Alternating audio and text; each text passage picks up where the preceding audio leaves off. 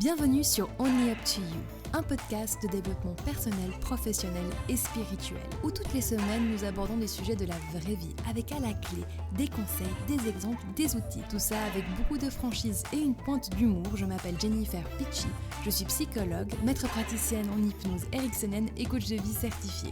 Et bonjour à tous, j'espère que vous allez bien.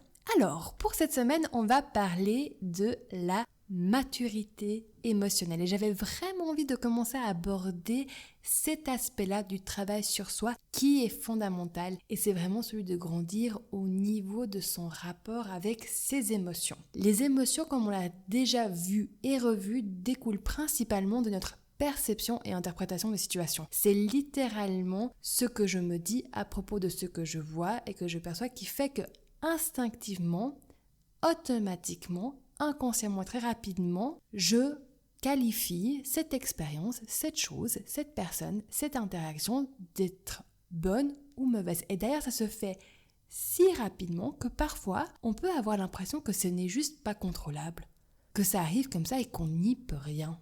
Et ce que j'aimerais proposer, en fait, c'est de construire un état d'esprit permettant de vivre les émotions de manière dite plus mature. De commencer en fait à renverser ces phrases que l'on a toujours entendues, comme quoi les émotions ça se contrôle pas, etc.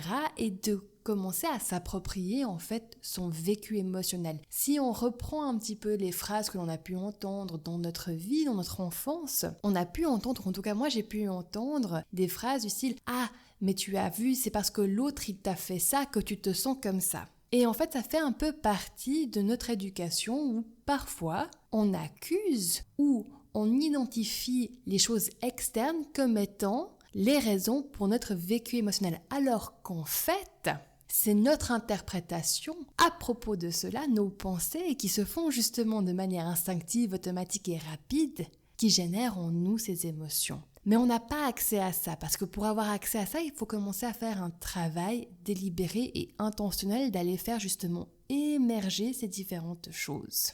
Et bien sûr, comme vous vous en doutez, ce travail, des fois il est laborieux, des fois il est pénible, des fois il est désagréable, et puis c'est tellement plus facile et plus simple de justement dire non, ma foi, voilà, c'est comme ça, laissez-moi vivre mes émotions, voilà, j'y peux rien, je les contrôle pas. Alors qu'en fait, il y a des manières de justement s'émanciper un peu de ça. Ça ne veut pas dire que vous allez toujours être en contrôle et puis que vous n'allez pas vivre les choses aussi de manière spontanée. Vous inquiétez pas, plus vous allez vivre une vie riche, plus il est fort probable et possible que vous allez avoir un vécu émotionnel assez important. Par contre, ce que cela peut vous permettre, c'est de commencer à vous émanciper, à vous désolidariser de schémas répétitifs, surtout avec la relation avec les autres, qui est d'ailleurs un peu un sujet sur lequel on se penche là depuis quelques semaines sur ce podcast. Alors, avant d'entrer encore plus en profondeur sur ce sujet, j'aimerais juste définir un peu la maturité. En fait, c'est quoi? Quand je parle de maturité émotionnelle, qu'est-ce que ça veut dire?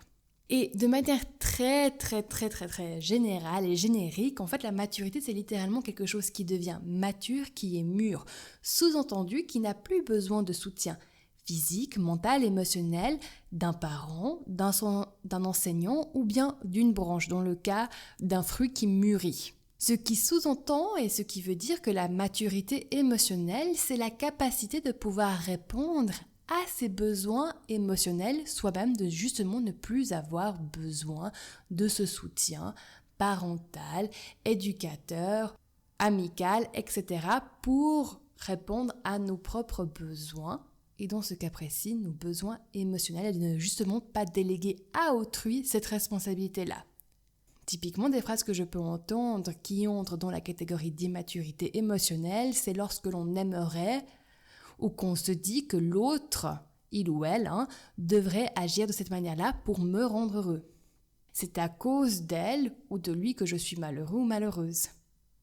Alors, bien entendu, je vais aborder ce sujet avec quelques nuances, car il y a des situations, des relations qui effectivement ont une influence trop importante sur la personne, et peut-être que c'est votre cas, et qui font qu'à ce moment-là, il n'est pas possible pour vous ou pour ces personnes-là de prendre la responsabilité de leur vécu émotionnel. C'est généralement dans des relations où il y a eu de l'abus, physique et ou psychologique.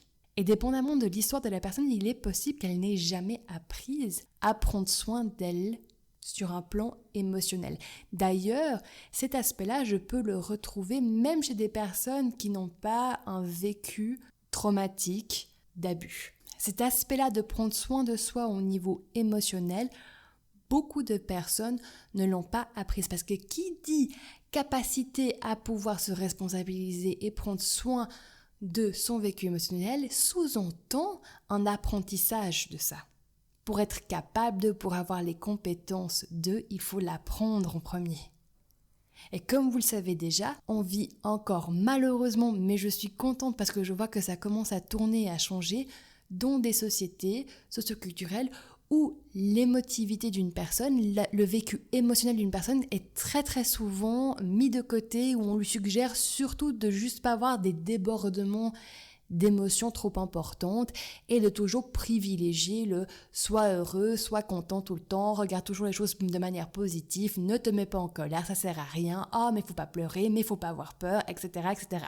La donne commence à changer, mais pour beaucoup de personnes, il y a encore cette éducation qui est engrammée. Enfin bref, je me suis un peu perdue, je reviens sur le sujet d'aujourd'hui.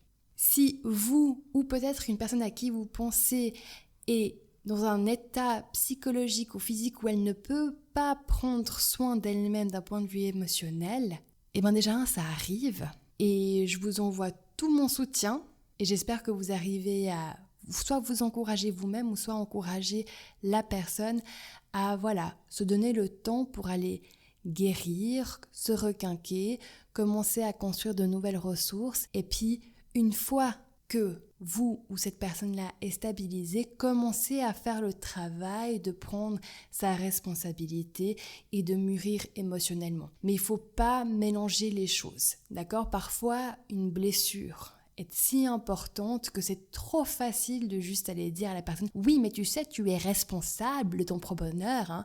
Oui, mais tu sais, mais tu n'as qu'à choisir. Hein. Oui, mais tu sais, mais c'est toi en fait qui as choisi de vivre ça. » Ce serait bien d'avoir un monde qui est aussi simple, mais s'il y a une chose que je sais, c'est que la psychologie est certes simple, mais aussi complexe. Parce que justement, on arrive à la croiser entre deux concepts qui font malheureusement partie de la réalité de certains. D'un côté, il n'y a personne d'autre qui puisse s'occuper de votre vécu émotionnel, de votre vie émotionnelle que vous. Et de l'autre côté, parfois, vous-même ou une personne que vous connaissez n'est tout simplement pas dans un état où elle a les ressources, et ces ressources peuvent être cognitives, physiques ou émotionnelles, pour s'occuper d'elle-même. Et dans ces cas-là, l'accompagnement qu'il faut est dit de type thérapeutique et clinique. Et en tout cas pas du développement personnel et du coaching. Ça peut aider, mais dans ces cas-là, en premier, on reconstruit la personne. Voilà, je trouvais juste important de rappeler ceci parce que je ne sais pas qui m'écoute, je ne connais pas votre histoire et mon message est surtout le suivant. Si vous en venez à un point où vous avez besoin de soutien, que vous le ressentez ou que tout simplement vous remarquez factuellement que vous n'arrivez pas à sortir la tête de l'eau malgré tous vos efforts et votre bonne volonté, malgré tous les podcasts que vous allez écouter, malgré tous les livres de développement personnel que vous allez lire, offrez-vous la chance de vous autoriser de pouvoir être accompagné.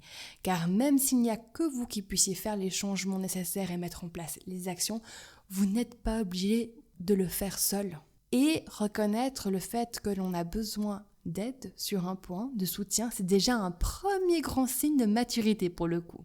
Une maturité qui peut en même temps être couplée avec un très grand sentiment de vulnérabilité. Ce qui va généralement à l'encontre du concept de comment on imagine la maturité. Car l'on se sent mature quand on se sent assez fort pour s'occuper de soi-même ou bien qu'on se sent capable de s'occuper de soi-même. Alors qu'en fait, quand on y pense vraiment, ces moments où on a commencé à vraiment prendre toute notre responsabilité puis à être et à agir de manière mature sont toujours accompagnés de vulnérabilité. Je sais que beaucoup de personnes m'écoutent en voiture et justement, je vais vous demander de vous rappeler juste la première fois que vous avez pris le volant tout seul après avoir passé votre permis.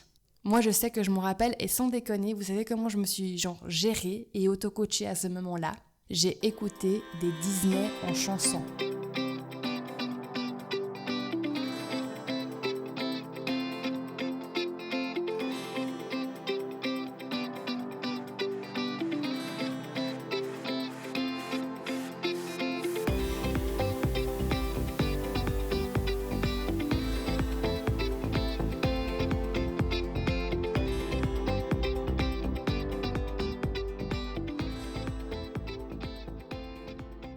coup, la maturité émotionnelle au quotidien, comment ça se passe, comment ça se construit, à quoi ça ressemble, etc. Donc je vais vous énumérer quelques exemples que vraiment j'ai juste pu voir assez souvent et régulièrement, puis vous donner un petit peu quelques petits points de nuance, d'accroche. Bon, la première chose, c'est que elle passe par le choix de se rendre responsable de son propre bien-être et d'arrêter de déléguer cela aux autres, aux circonstances extérieures et à son passé.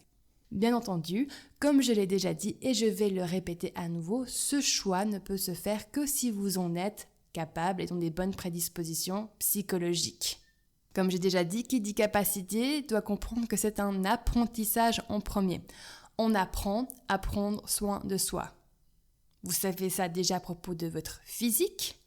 Maintenant, vous allez basculer cette logique pour votre vécu émotionnel, pour votre corps émotionnel, comme certains pourraient l'appeler. Donc, ma proposition, mon invitation, c'est en premier de cultiver un rapport avec soi-même qui est teinté de curiosité. La curiosité d'aller comprendre, bon, là, en fait, moi, je fonctionne comment ?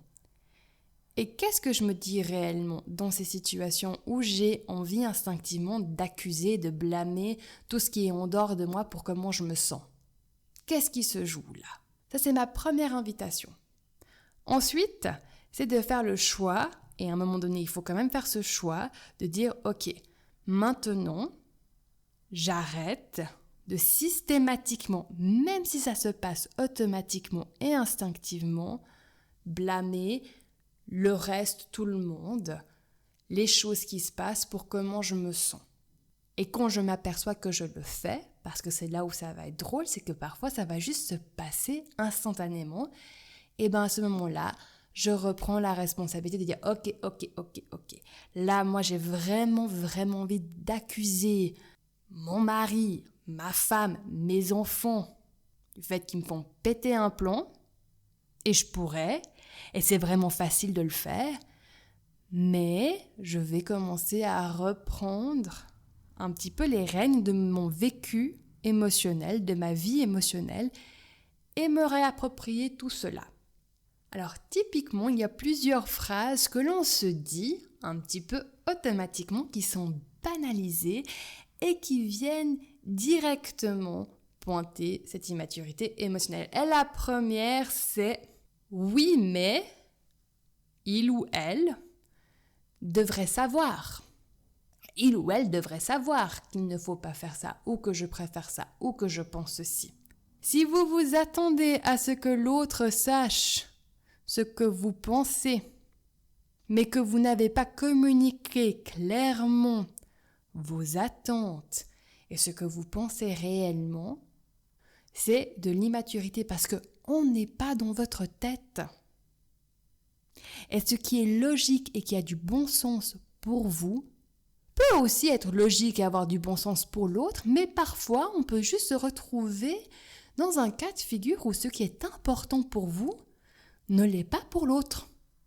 Et c'est pas une question de savoir si l'autre est stupide, débile, bête, inconscient, c'est juste que vous êtes différents, en fait.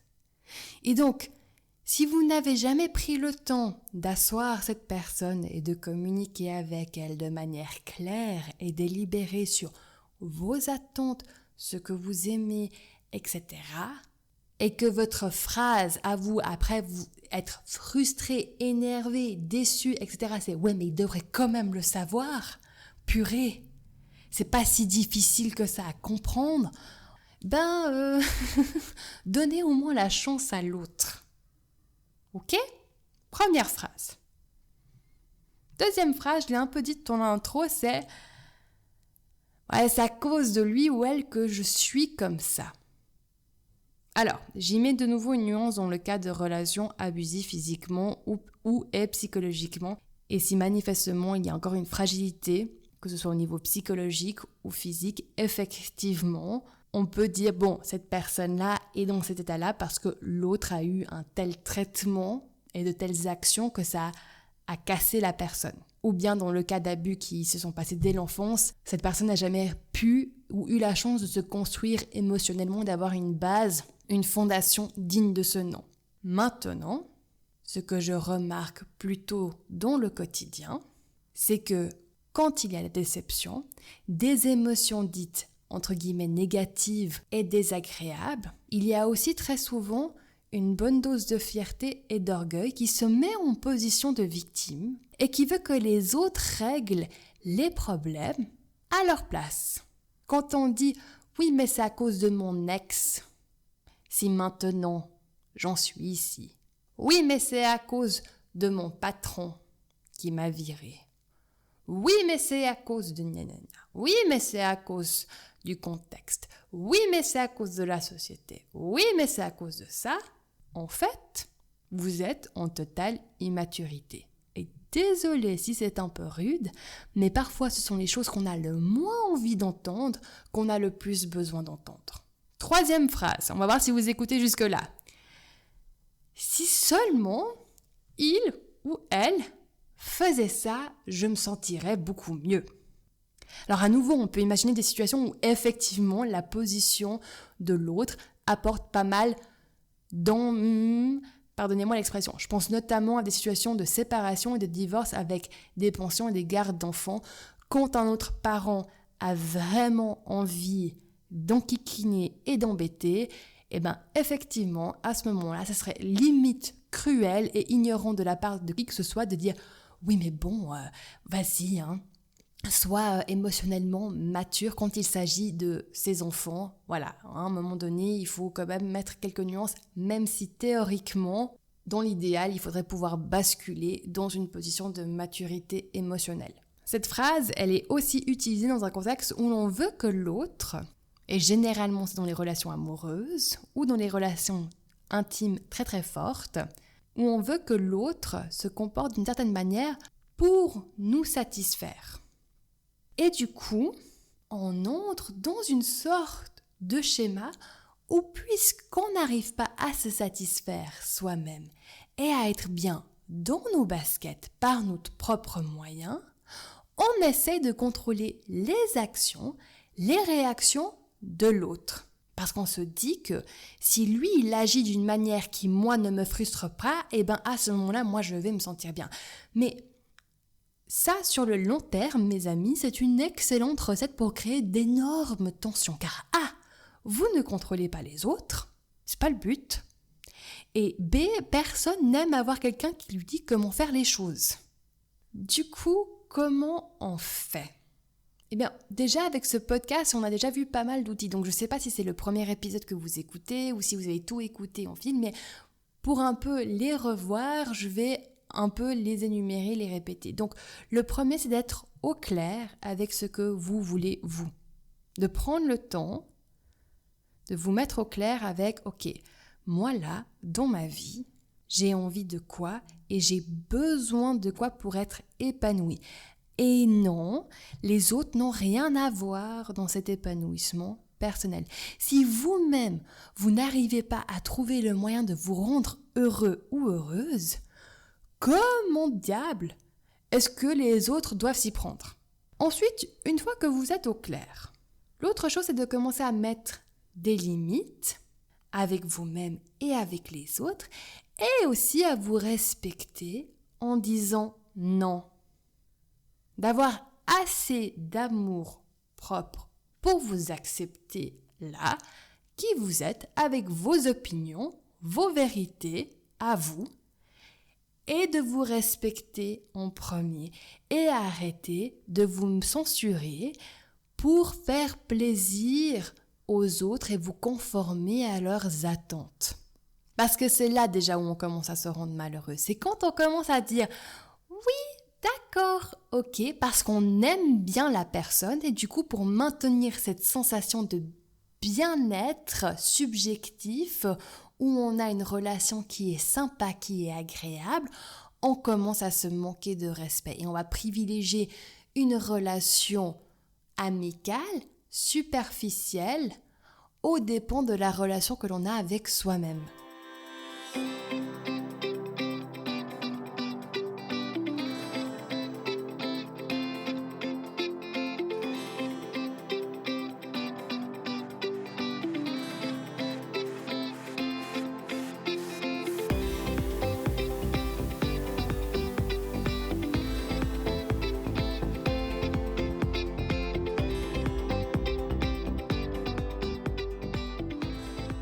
Et si là, vous êtes en train de vous dire que c'est plus simple à dire qu'à faire, je vais vous répondre que oui, vous avez vraiment raison. C'est beaucoup plus simple à le dire et à l'expliquer comme ça par podcast que de le mettre en pratique à 100%. Mais au fond, vous voulez quoi ? Du bien-être ? Une relation avec vous-même et avec les autres qui est saine ? Où vous vous épanouissez ? Où vous avez l'impression d'évoluer, de grandir, de ne pas répéter les mêmes schémas ? Ou bien de la facilité, de la simplicité. Car promis, commencer à s'assumer entièrement, ce n'est pas facile. Et c'est beaucoup plus facile de juste continuer à faire comme vous avez toujours fait et de vous plaindre et geindre une fois toutes les X semaines car vous avez un trop plein de frustration. Et en vous plaignant, bien sûr, vous allez vous sentir, mais ça va vous soulager. C'est pour ça qu'on le fait. J'ai rien contre le fait qu'on se plaigne. Plaignez-vous, sortez ce que vous avez à sortir, mais après, derrière, allez encore un peu plus loin. Parce que ce soulagement-là, c'est une sensation de bien-être. Mais pour que ça se mette vraiment en place, il faut oser aller un peu plus loin. Et ça, il n'y a que vous qui puissiez le faire. Donc c'est à vous de choisir. Et sincèrement, j'en suis la première désolée que ça doive demander d'aller autant en profondeur. D'un autre côté, c'est tellement cool quand on a compris que en faisant ce travail, en fait, on va mieux, même si c'est désagréable quelques instants, et que ça en vaut tellement la peine. Parce que sincèrement, ça en vaut la peine. Pouvoir avoir des relations matures avec les gens où on peut leur dire vraiment ce qui se passe, ou bien, si c'est juste des personnes de l'entourage que vous voyez une fois tous les X temps, d'être capable en fait de ne pas vous brancher sur vos automatismes par défaut, vos pensées par défaut pour juste, gérer votre énergie vitale, là vous commencez à avoir en fait une certaine liberté personnelle. Par exemple, je vais partager juste un petit peu quelque chose qui se passe là dans ma vie depuis quelques mois, c'est que j'étais supposée me marier au mois de mai. Donc là, avec toute la situation, le mariage, il a été déplacé. Et puis si vous avez déjà vécu un mariage de près ou de loin, vous savez que ça fait beaucoup bouger la structure familiale. Et puis il y a des conversations absolument hallucinantes que l'on peut avoir avec les gens. Et du coup, moi, il y a beaucoup de personnes de ma famille à qui je ne parle jamais, qui veulent prendre contact avec moi, et notamment un cousin qui tout d'un coup voulait me parler le jour même de mon supposé mariage.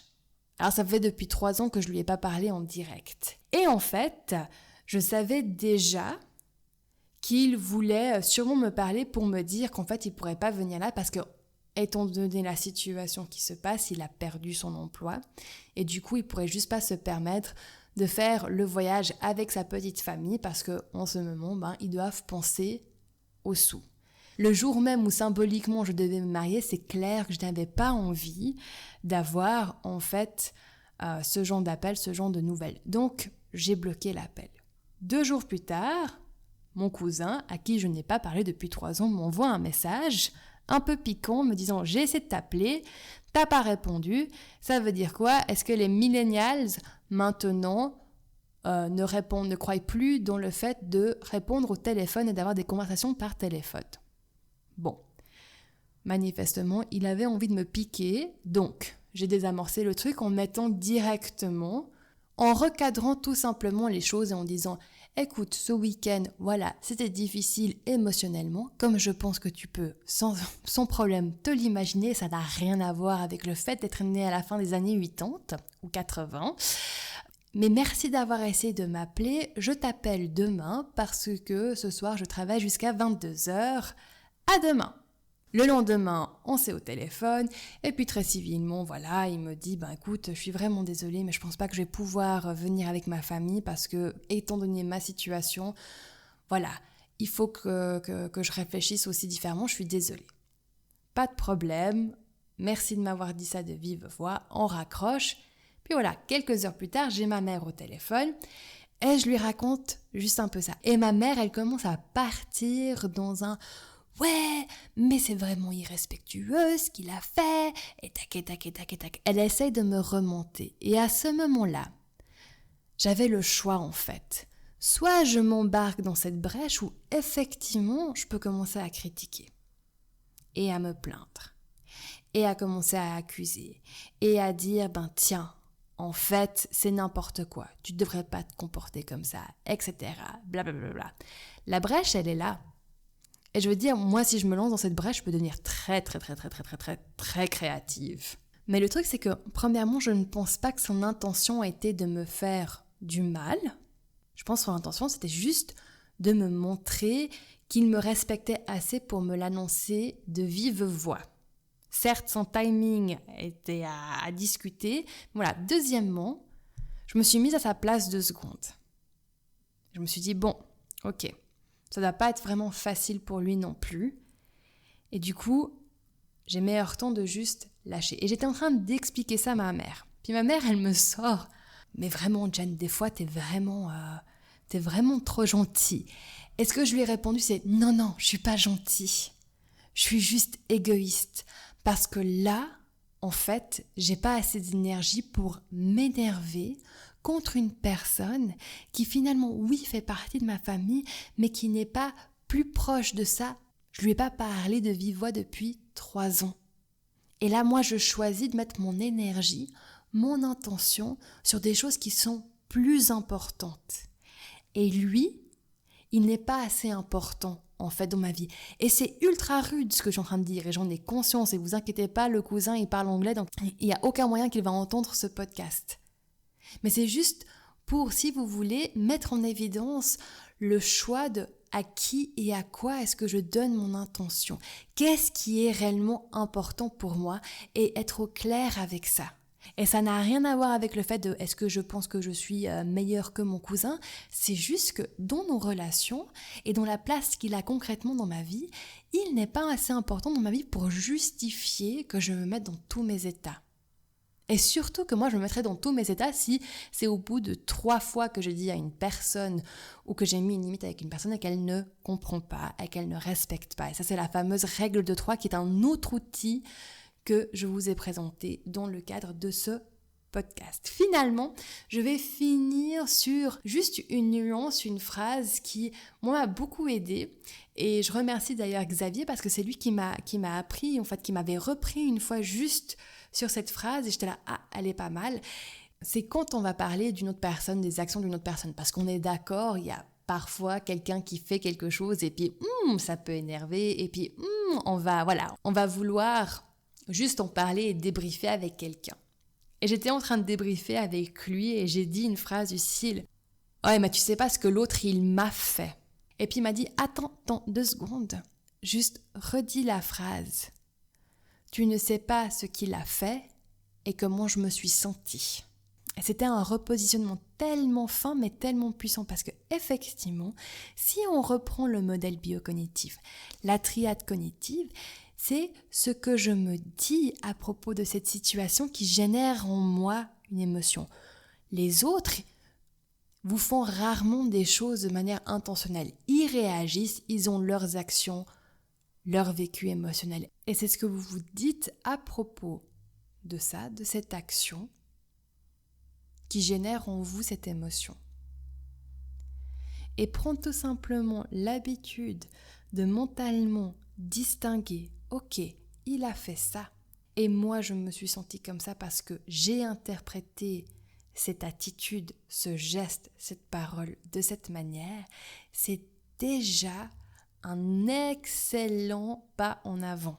Prenez cette habitude-là parce qu'à partir de ce moment-là, non seulement vous commencez à être de plus en plus conscient de ce qui se passe la plupart du temps automatiquement dans votre tête, mais vous commencez aussi à reprendre un pouvoir d'action tout simplement dans le choix de vous poser la question mais finalement est-ce que c'est assez important par rapport à ce que je veux vraiment et par rapport à ce qui se passe là concrètement, est-ce que cela justifie mon automatisme par défaut, ma réaction émotionnelle qui se met en place instinctivement et par défaut. Et voilà, avec ça, je vous laisse pour cette semaine. Je vous remercie pour votre écoute. Prenez super soin de vous. Et puis, je vous dis à la semaine prochaine. N'hésitez pas à partager cet épisode s'il vous a plu, à me faire un feedback, des commentaires. C'est toujours avec plaisir que je prends de vos nouvelles sur les réseaux sociaux. Voilà. Tout de bon et puis à la semaine prochaine.